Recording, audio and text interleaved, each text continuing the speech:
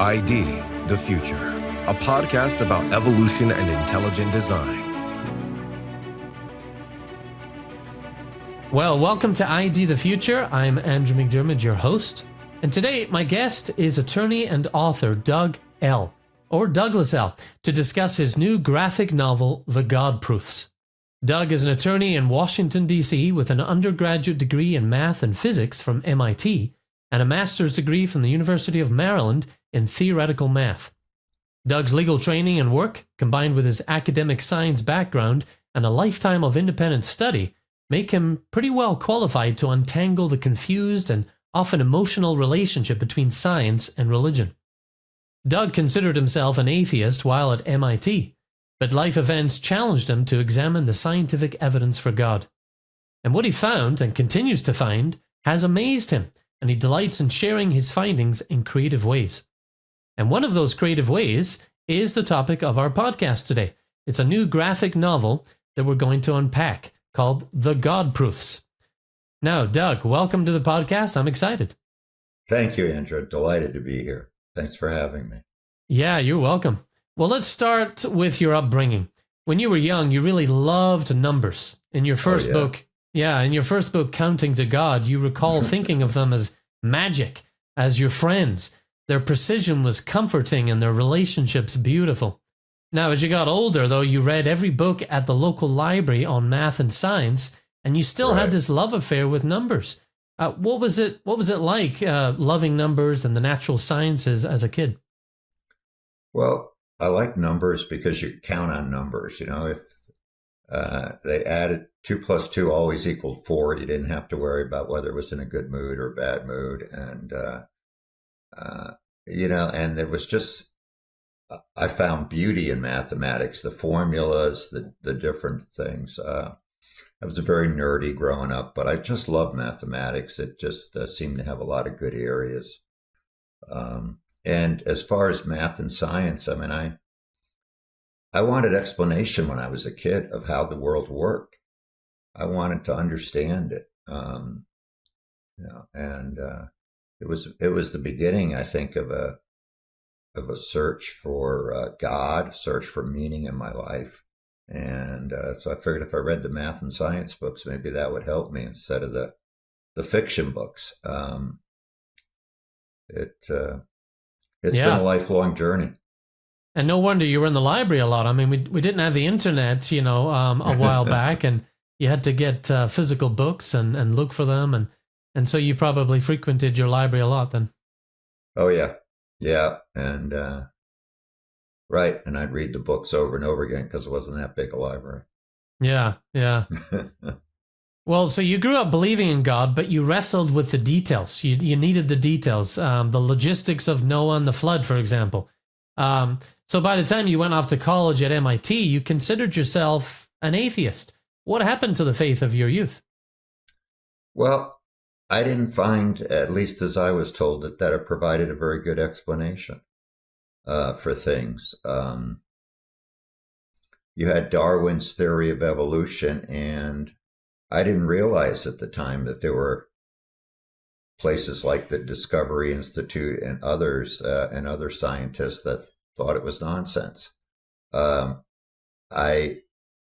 I remember reading in high school a biology textbook about the Miller-Urey experiment, which I know you're familiar with. You know, the idea that you zap chemicals with lightning and you get the building blocks of life, and that explains how life got started. Utterly preposterous.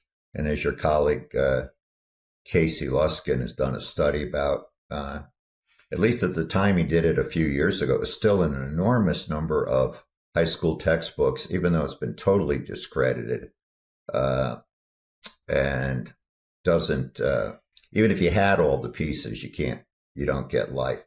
But I thought, well, if you don't need God for life, and the story of Noah and the ark, I mean, how the heck did all the animals get on the ark? I didn't understand the concept of kinds back then. And I turned away from it. I felt like it was a superstition. And I wanted to I thought of myself as a rational person searching for answers.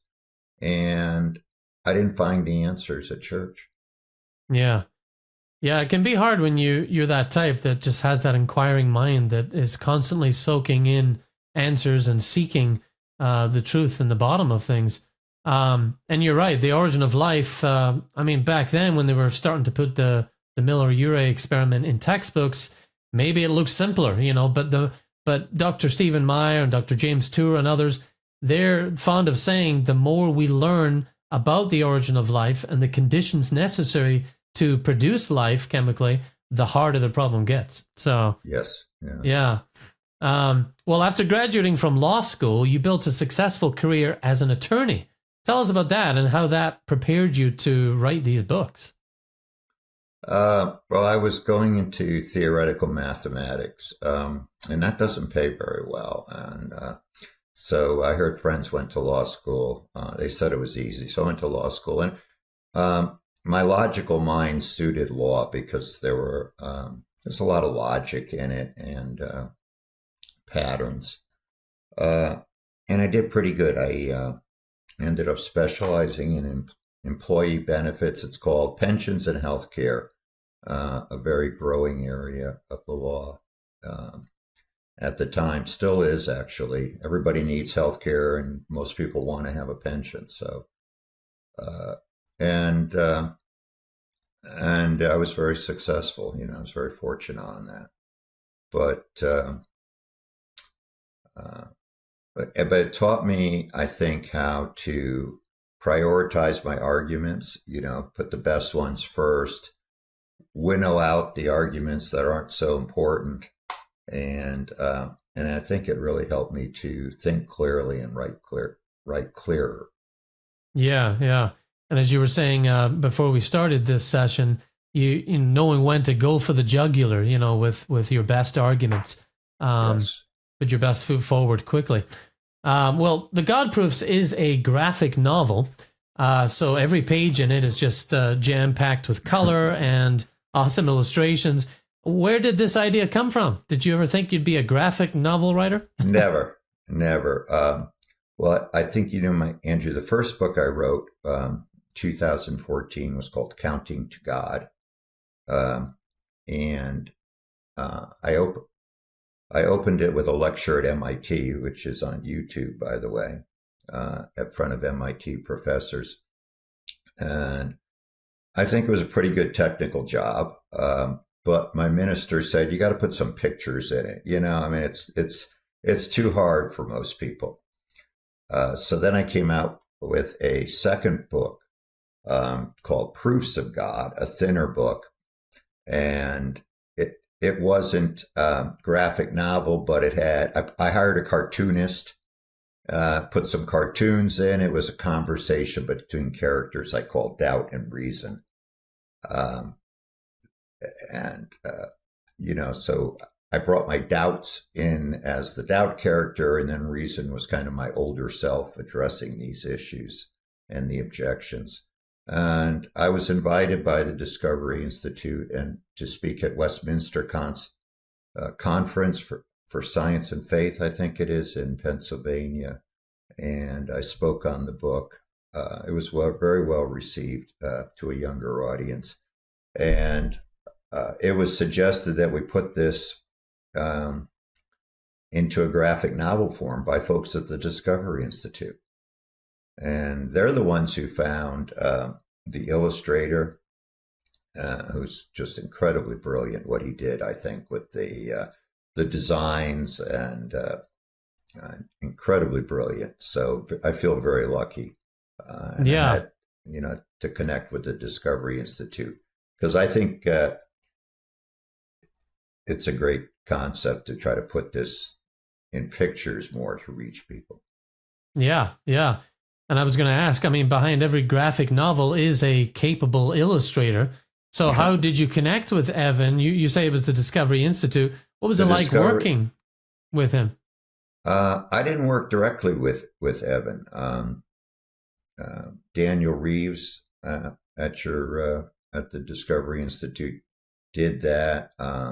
But Evan all I know is Evan was very responsive, very creative, and did a brilliant job. So I spoke with Daniel Reeves and John West. Okay, all right. So you had a whole team kind of connecting the two of you, and Yeah. and you didn't actually sit in the same room at any point and say, well, what are we going to draw next? You left it to Evan to bring it to life. Yeah, he and Daniel Reeves really did a great job. That's awesome. Well, in the God Proofs, we join two friends on an epic journey to tackle the ultimate mystery. Does God exist? At the beginning, one character, a skeptic, kicks things off by declaring, everyone knows you can't prove God. His friend Reason responds saying, sure you can. Actually, I can prove God in 3 ways, with evidence, facts, and logic. And so begins their back and forth dialogue. You divide the book into 3 proofs. The first is the numbers proof, and this proof you divide into 3 claims. Can you just lay those out for us a bit? Sure. Using my legal training, I gave a lot of thought into how to nail down the first argument. I think a very powerful argument. And so the numbers proof, which I start out with, which is the longest part of the book, there's 3 claims to it. One is life runs code. And people don't think of it that way, but you hear about DNA all the time. People, understand, I think the younger generation, code from, computers, smartphones. They know there's code behind there, but they don't always make the connection that DNA is an even superior kind of code, and it's inside us. Yeah. So you have life runs code. Then you get into things like you can't get working code by chance. Not really. Only in your fantasy dreams, and that's mathematics. And for that, I invented this concept of the probability wall. Because I imagine difficult events as walls you have to get over, and the lower the probability, the higher the wall, to try to illustrate the impossibility of coming up with working code by chance, and building on some of the discoveries of Doug Axe and others that just putting these blocks together, the code together, right, to get to make sense is just impossibly hard. And then the third part of the numbers proof. So all life runs code. That's one. Number 2 is you can't get working code by chance. And number 3 is every creature has unique sections of working code just for it. That aren't, so it's not just like there's one set of working code. There's all sorts of sections of unrelated working code, thousands, millions of codes built into proteins that create life. And you put those 3 together, that's the numbers proof. Yeah. And I think it's very tight and very well coordinated. And it's just in the last 20, 30 years that we've been able to transcribe those genomes and discover the orphan genes that you talk about in there. And this is, again, where it gets good, being able to illustrate this, especially for minds today who are so visual with YouTube and TikTok and all that. I think this is a good way to communicate this stuff to the younger generation. And you did mention that sometimes they'll take for granted all this technology runs on code, but they might also be the generation or two that are going to be quicker to connect that, connecting the technology they use in life to the technology that is life, and using tools like your book, I think we can really make inroads with them. Well, I don't think people appreciate that all life runs code. Right. Just that fact I think alone. most people are back where Charles Darwin was 150 plus years ago. Well, there's just some sort of goo that's magic that makes up our cells and makes life. No, there's code, and there's fantastic machinery. And just to get that concept across, I think is going to be eye-opening for a lot of people, particularly younger readers. Like, hey, that's what DNA is. I never thought of it as code. Yeah, yeah. And at the hands of a capable mathematician such as yourself, you help it make sense really well. So now, to illustrate how genes use DNA to build proteins, you liken ribosomes to 3D printers. And I thought that was a really helpful analogy. And later, your character Reason goes on to share with Doubt the probability of life's code arising by chance. Now, tell us again about the probability wall. It was really cool to see that in the graphic novel. They get so high, they're insurmountable. Was that strong evidence for you as you were coming out of your atheist journey? It was. I remember because I used to commute long distances. I was on 4 or more flights a year and Wow. a week, a week. And so I had a lot of time on planes. And I remember reading about DNA and amino acids. You know, DNA sequences tell the 3D printer, the ribosome, which amino acid to pick out, that it snaps on another one and it folds it all together. And I remember being on a plane and thinking, well, there's 20 amino acids. So if you have 150 or 300 sequence, you know, how rare is that? And all of a sudden it just hit me. You know, the mathematics here are just crazy, beyond a phrase some people use, the probabilistic resources of the universe, which is a fancy way of saying it could never have happened by chance. And I tried to use this probability wall as just a way to get people, because I think a lot of people have this idea that anything can happen. And that's kind of an atheist mindset. Well, anything can happen. Well, you have to really understand the odds against, you know, in the history of the universe, you couldn't get one of these working codes by chance, even if everything was amino acids hooking up all the time. So to think there's millions of working codes out there, beautifully engineered, masterfully put together, is just nonsense. Yeah. And you know, I mean, and you think, I mean, 3D printers are an incredible human invention, and they're getting better all the time. There's so much they can do, and they're going to be so incredible. And life's 3D printers are better than the ones we have. You know, and where did that come from? That technology, you know, to say so. Yeah. I mean, the Darwinian evolutionary theory has been orthodoxy for so long, but there have been people, you know, that have stood up and said, wait a minute, this doesn't really make sense mathematically. You know, Murray Eden back in the 60s was thinking along these lines, you know, challenging the idea that, yes, there's vast sequence space and, you know, lots of mutations happening, but, you know, in all that noise, are you really going to get something that can build, you know? And so he was asking those questions back in the 60s, and here we are now, you know, even better in our understanding of the mathematical challenges. Yeah, they're formidable. The numbers are incredible, just off the charts. And, you know, with Andrew and Evan's help, I think it's illustrated pretty well. Yeah. But you just can't get over these in the real world. Doesn't matter, you know, really how many stars or planets are out there, and there's a lot, or how much time there is. It just couldn't have happened. The numbers are just impossible beyond what could have happened in this universe. Now, another cool thing that I enjoyed that you brought into the story was the orphan genes. Now, I've worked with Discovery Institute for 13 years. I'm pretty familiar with the different facets of the debate, and I've heard this term quite a few times, but I think it took your graphic novel to kind of really shove it into place for me and say, wait, this is something that is very special, you know, that goes with each species, and it can't be accounted for on a Darwinian level. So I thought it was really neat that you brought in orphan genes. I mean, this is only in recent decades, you know, we've been able to unpack the genomes of organisms and discover these designer genes, as you call them in your story, that are unique to that particular species.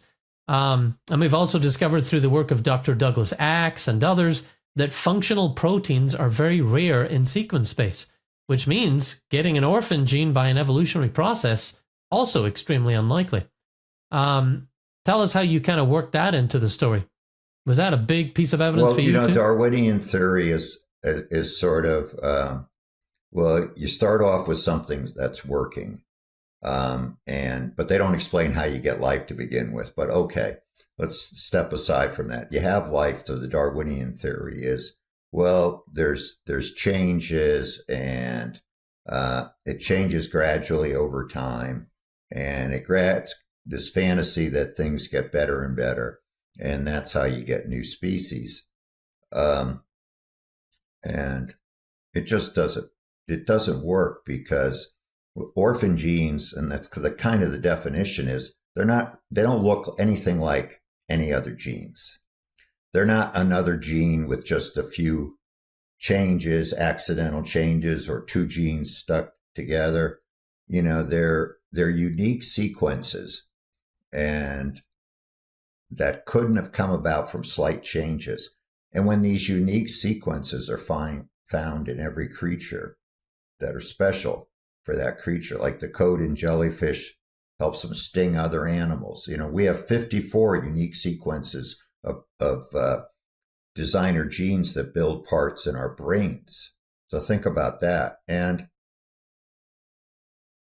to me, that's just overwhelming evidence that it had to be designed, because Darwinian theory crashes on these orphan genes that, as you say, Andrew, I mean, our science keeps finding more and more of them all the time. Yeah. Yeah. And we live in a technological age, where we're just surrounded by gadgets and access to technological wizardry. And so I like how the God Proofs incorporates technology, sort of as a way to look at what's happening in life. I mean, the character Reason puts it to his friend this way: we know that every app, every website, every program was created by a mind. Yet when we encounter the most advanced code we've ever seen, a code so advanced and complex we are just beginning to understand it, the code of DNA, a code that builds technology far more advanced than human technology, we claim it arises by chance. And, Reason goes on to call that a crazy idea. And indeed it is. It's a departure in reasoning. And we're calling people out on that, Now, the next two proofs you unpack in the God Proofs are the common sense and logic proofs. Why did you include those? Because I didn't want someone to say, I just thought, first I wanted to step back from the numbers and just use common sense. And for that, building off what you just said, all the technology we know, all this wonderful stuff, this was built by human beings. But the technology of the human brain is far more sophisticated, and I go into that a little bit in the book, than any technology ever built. I mean, the processing power of the human brain, we have as many connections in our brain as stars in 1,000 galaxies. And nobody really knows how it works, how we think, how we're conscious. You have fantastic technology that coordinates your body. The ENCODE project, we have over 4 billion switches that turn parts all on and off. It's all controlled by the brain, the most fantastic technology in the known universe. And so common sense is, if you can only get technology through a mind, and the human brain is the best, then it had to be designed. So that's, that's just very simple and straightforward. And then I showed, and in my logic proof, the third proof is that just showing that if you believe things are real, and when people find DNA, it's real. In other words, we're not all living in some fantasy video game. If you take that things are real, and if you also take the assumption that if there's only one explanation for something, that's true. Now that's an assumption, but it's a pretty good assumption that we all follow in our life. If we only can think of one reason, then we think that's the reason. And so where did the technology come from? And then logically, it had to come from a master designer, from God. Yeah. So that's how I started the book, with those three proofs. Right, but that's not where it ends. You do include sections also that explain the faulty reasoning in Charles Darwin's main arguments. And I have to admit, I enjoyed seeing the man, Charles Darwin, in cartoon form. I think it helps draw out the frailty of his genius, that is to say, the faults in his intellectual thinking. And then the book concludes with a look at the fiendishly difficult problem of the origin of life and attempts by scientists to crack that nut. So pretty comprehensive in the amount of arguments you include in this graphic novel. Yeah, and the origin of life, of course, is just, as you and I were talking a little bit before, like you said, the closer people look at it, the harder it is. I think it's 2006, Harvard University launched this massive project with huge funding to figure out how life could have started by chance. And it crashed and burned.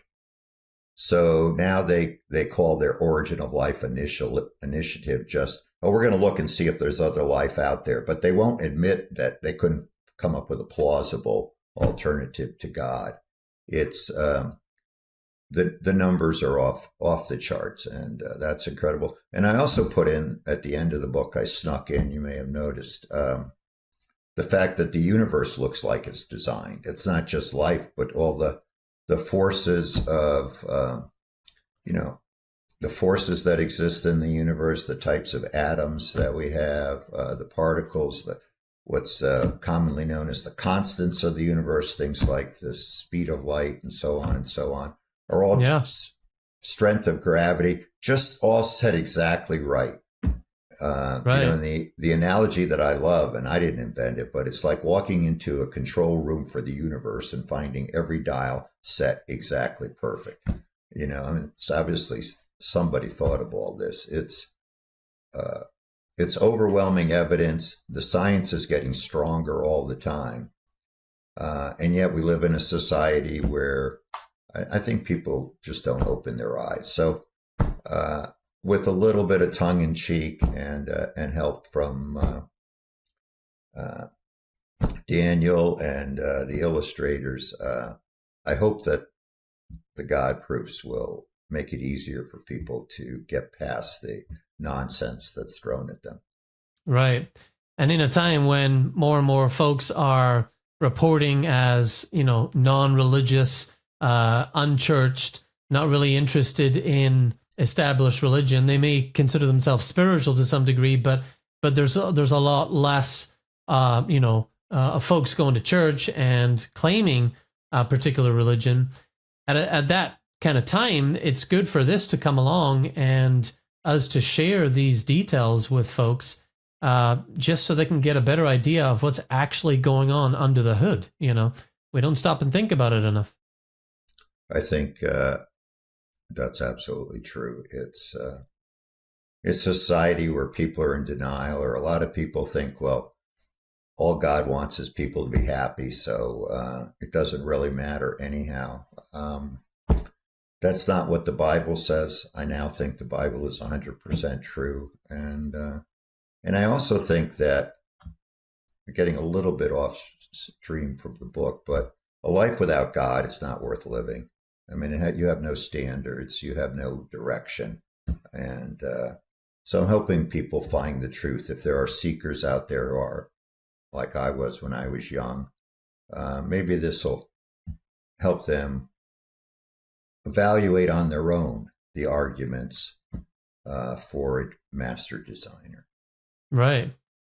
Well, listeners, viewers, you can learn more about this book and get your hands on your own copy at thegodproofs.com. A website has been set up to give you some easy access there. And I would suggest to give it as a gift too. If you have young people or adults in your life who are just wrestling with these issues, it's a great tool, I think, and a very visual one as well. Doug, it's been a pleasure to have you with me today. I appreciate your time. Oh, thank you. I've enjoyed it very much. Thank you. Well, again, folks, The God Proofs is a visual journey through mind-boggling facts of the universe.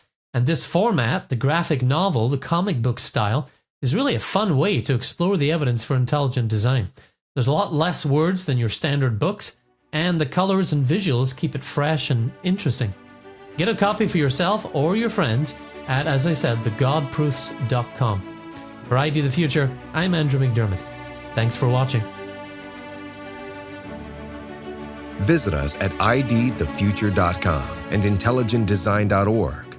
This program is copyright Discovery Institute and recorded by its Center for Science and Culture.